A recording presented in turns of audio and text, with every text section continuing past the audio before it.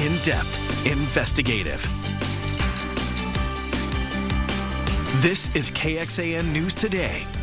Waking up the day after Christmas, but good news is the celebrations continue. Hanukkah began at sundown yesterday, and today marks the first day of Kwanzaa, the new year, just around the corner, if you can believe it. Good morning, and thanks for joining us. I'm Avery Travis. And I'm Dylan McKim. There is some chances of possible severe weather rolling into Central Texas. We have meteorologist Rich Siegel here to explain it all.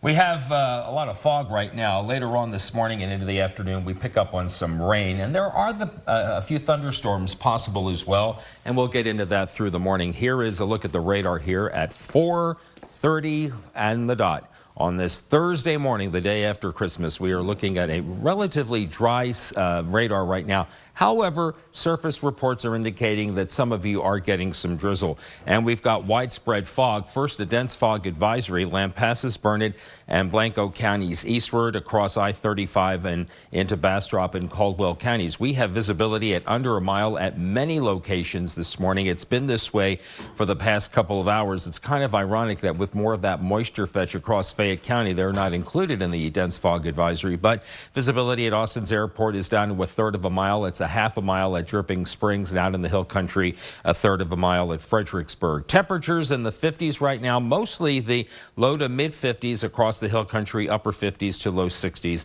along and east of I-35. We'll time out the rain for you that's coming later today. It's the final rain of 2024 in just a few minutes. Avery? Rich, thank you so much. If you are already taking down the decorations, hey, more power to you. The city of Austin begins tree recycling today. There are a few options for people to dispose of your tree. You can set it out on the curb on your composting pickup days, or you can drop it off at Zilker Park on the following days. That would be December 28th, January 4th and 5th, and that will last from 10 in the morning until 2 p.m. So for both forms of recycling, the tree has to be natural. You've got to take off all those ornaments and decorations, and it can't be placed in any bags. Law enforcement agencies across Central Texas participated in Blue Santa this Christmas, where departments collect and deliver toys. As KXAN's Brianna Hollis reports, efforts like this to engage with the community are actually happening year-round, but those efforts can face challenges. When you call 911, the police show up. You're supposed to trust officers to keep you safe and uphold the law. But not all communities do trust or feel comfortable with law enforcement. Part of what the Austin Police Department does about this is hold quarterly meetings in each district to meet with the public, discuss concerns, and give people the chance to get to know patrol officers in a non-emergency setting. We invite the community to look at statistics, highlight the good work that officers do, meet new community members, have community members meet the officers, and listen to and hopefully address some of the community issues that they want to highlight to us. Sergeant William Beck with the Austin Police Department oversees patrols for the southeast pocket of the city and plays a large role in putting these meetings together. Very high level of community engagement, in particular in the Parker and Oltorf area, that has really helped highlight some of the issues and has helped motivate the community to start taking more action. It's not always that easy, though, and Beck says the ultimate goal is to make every meeting that successful, but the main challenges involved, he says, it's time and personnel. We don't have the officers to be able to be as robust as we want to be. In a city like Austin, where the population boomed and the department is roughly 300 officers short, keeping up with 911 calls takes priority, where smaller departments can often have more flexibility to meaningfully engage on a day-to-day basis. We're not call-driven, and we're encouraged to be proactive. We stay proactive. There's also the unconventional way of connecting with the community, as seen through Detective Scott Baldridge and Sergeant Ben Mewis with Austin Police. Their efforts extend outside of a meeting room. The two have been tackling various running endeavors over the past 3 years and tracking their journeys on social media so the public can follow along and cheer them on. Brianna Hollis, KXAN News. Bree, thank you. Police are searching for an 8-year-old girl who was swept away in floodwaters in Sherman, Texas. It happened when her family's car hydroplaned into a creek after crashing on Highway 75 about 70 miles north of Dallas-Fort Worth. Officials say there were 6 people in the car. 4 of them were rescued, but at least one person's body has been recovered from the car that was found downstream. A police lieutenant says the 4 rescued people are expected to recover. Thanks to the state and Governor Abbott and his office, we have all the assets that we need. We have all the equipment that we need, all the personnel that we need. So the only thing that I can communicate to the public or anybody who's wanting to do more is simply pray for a quick and successful recovery. Police say the victims were from southern Oklahoma and they were traveling to McKinney, Texas. Back here at home, this is the scene of a deadly crash between a motorcycle and a pedestrian in southwest Austin last night. EMS says it happened in the 6800 block of Highway 290. This is in the Oak Hill area near William Cannon. Officials say a motorcycle hit a pedestrian on the highway. In fact, 2 people died in this crash. A taxi hopped a curb in Manhattan on Christmas Day, sending 3 people that were on the sidewalk to the hospital. According to law enforcement, this happened in Herald Square. That's a busy shopping district there in the city. At least 6 people were hit by the cab. A 9-year-old boy and 2 women were taken to the hospital, and thankfully all 3 are expected to survive. 3 other people refused medical attention at the scene. Police are not saying why the cab drove up onto the sidewalk, but sources said the driver may have suffered a medical episode. So far, no charges have been filed.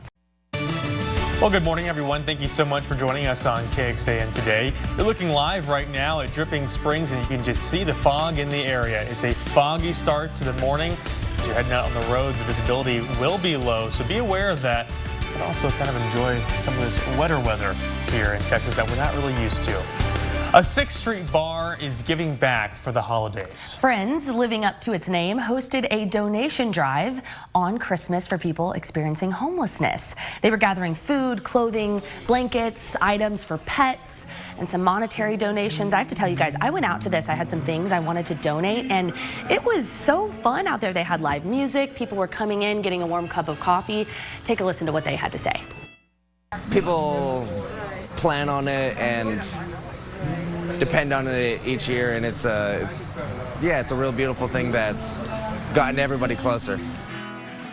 You heard it there. The bar says it's really become an annual tradition, and I can see why. Wonderful stuff right here in Austin. Really cool event there. What I was thinking. Good morning and thanks for joining us. You are looking live from our Austonian camera. We know you can't see much. It is foggy out there. We do want to bring you some news. We are following breaking news actually this morning into our newsroom, a deadly crash overnight. We don't have any cameras on the road there, and so we are sending our crew to the scene right now to try and get some details on what's going on. What we do know is Austin Travis County EMS says a person has died. Now this is off of Highway 290 in Far East Austin. Austin police say one vehicle was involved in the crash. This happened just over an hour ago, around 3:30 this morning. The eastbound exit ramp to Johnny Morris is closed. And as I mentioned, we do have a crew heading to the scene. We'll continue to update you as we learn more details right here on KXAN Today and online at KXAN.com. Turning to more news, the Lone Star State, home to NASA, SpaceX, and Boeing. That's just a few of the aerospace agencies here in the state. Yeah, according to the U.S. Bureau of Labor Statistics, there are more than 2,000 of those establishments across the state of Texas. KXAN's Sarah Alchef reports how a new Austin nonprofit hopes to build the growing workforce demand. And liftoff. Go Falcons, let freedom ring. Swift is very much an organization that builds people to build rockets. The Space Workforce Incubator for Texas, launching out of Austin with a clear mission: fill half of new space industry jobs with a Texas-driven workforce. It's a network of people who care about building the space industry and making Texas the #1 space for space business in the world. Through Swift, Jeff Tudor and Dr. Leon Van Stone say they'll foster collaboration between educational institutions, space industry leaders, and aspiring engineers. Building the connective fabric or the connective tissue and centralizing it so that no matter where an interested party might be, if they're in West Texas, if they're in South Texas, if they're in North Texas, we made grants to Texas A&M, the rocket engine design team that just test fired successfully their engine. So we've made grants to the Rice Eclipse program for their engine that they're building. The nonprofit provides funding as well as mentorship to prepare students for aerospace engineering. Opportunity to people that might not be in a four-year institution like UT. Maybe they're going into ACC as a pathway, or maybe they're going into another community college like San Jacinto College, that we want to give them a platform through which they can get hands-on. This after the state officially launched the Texas Space Commission earlier this year. Part of a $350 million program supported by Governor Greg Abbott. The goal will be to identify and fund opportunities for research toward commercial space activity. The governor's office says Texas has about 10% of all aerospace manufacturing jobs. Tudor and Van Stone hopes Swift adds to that growing workforce. And we need more people to engage in the space industry. This is a big opportunity to bring space and the future, right, that represents to everyone here in Texas. Sarah Al-Sheh, KXAN News. Sarah, thank you. So many eyes to the skies here in Texas, but if you're looking up at the sky this morning, you're not going to see much. Yeah, a little foggy start this morning. I can see that bee cave camera behind you, Rich. Widespread fog across just about all of the area this morning, and a dense fog advisory in effect for much of our area until 9 a.m. This is the live look, as Dylan said, of our covert Bee Cave Automall camera out in the beautiful city of Bee Cave, where we aren't seeing much right now. Visibility there about a half a mile, and you see for most of our area the visibility is under a mile. At Bergstrom, a third. At Camp Mabry, just a little more than 3/4, a third mile visibility at the Georgetown Airport. We're not getting a report from San Marcos. But again, that dense fog advisory covers Lampasas, Burnett, Blanco, Travis, Williamson, Hayes, Bastrop, and Caldwell counties, and this will be in effect until 9 o'clock. The cold front that will be moving through later on today is hung up in the western panhandle and South Plains to the Permian Basin and down along the Rio Grande, but it's going to move and it starts heading to the east. And by 8 o'clock, we anticipate that the front will just about be nosing on into Mason County. Widespread rain. We don't see any thunderstorms at 8 a.m. and then we get to 10 o'clock and we're seeing a few popcorn type thunderstorms, the colors of yellow and orange across an area from Round Rock up to Georgetown. By noon, we're seeing most of the activity off to the east as the swift moving front comes across the area, and by noon we're starting to see some clearing out in the hill country. The rain should end by early afternoon. We're left with some sunshine for the afternoon today versus what we didn't see yesterday, and then we'll start to cloud up again tomorrow morning and see clearing to sunshine to end the week. Now, how much rain from 5 a.m. until 5 p.m. or thereabout? Again, just 1/10 of an inch on average, and a few locations may get a little bit more than that. The Storm Prediction Center continues with a slight risk. This is a level 2 out of 5 for much of Williamson, eastern Travis, a small part of northeastern Hayes, and then half of Caldwell, and then all of Bastrop, Milam, Lee, and Fayette counties. The problem again today may come from some hail. I don't think we're going to find any tornadic activity at all. I think they're overplaying that, but we could see some hail up to 1 inch in diameter along with strong gusty winds. Temperatures at noon this afternoon will rise into the 60s. There'll be some 70s sprinkled here and there, and most of our highs today will be in the low to mid 70s with the sun coming out for the afternoon. Low temperatures tomorrow morning will fall back into the 40s thanks to a north wind, and then tomorrow afternoon's highs will soar into the upper half of the 70s. Still to come, we've got a couple more cold fronts coming through, one Saturday night, and then that departs, and this one also dry comes in on Monday evening, and then it departs. It comes through dry as well, but it just provides some cooling. 75 for the high today. Morning clouds, fog, and rain to clearing this afternoon. An east to southeast wind around 5 this morning. Southwest to west wind behind the front. That's a warming wind. Then we'll be in the upper 70s tomorrow, 80 Saturday, mid 70s Sunday, back to the low 80s Monday, the upper 60s on New Year's Eve, and the mid 60s on New Year's Day. Quite a roller coaster there, Rich. Thank you so much. We'll walk just a block off of Georgetown Square with its bustling crowds of shoppers, and you'll find an old livery stable more than 100 years old. This is the shop of Master Hatter, and it's where KXAN's Tom Miller learned about the time-worn process of hat making. Oh, this is not just jammed up. The hat blank sits in like so. It clamps down. Nate Funmaker's blocking machine is like most of the tools in his hat shop. So this is a 140-year-old French fitter. It's called the Vermilion. Decades, if not centuries old, and still being used well past its intended lifespan. This is about a $30,000 press. I just had renovated in July. The master hatter often buys his equipment secondhand. This is an order we just finished. Like his hats, you don't just find this stuff anywhere. To me, a good hat is not just the quality of it, which I'm 100% about quality, but also making it look like their hat. To do that, before an iron is ever picked up. This is Ethan, my son, back here building a hat right now. He's ironing a hat. Or measurement taken. So his head measurement is 22 1/4.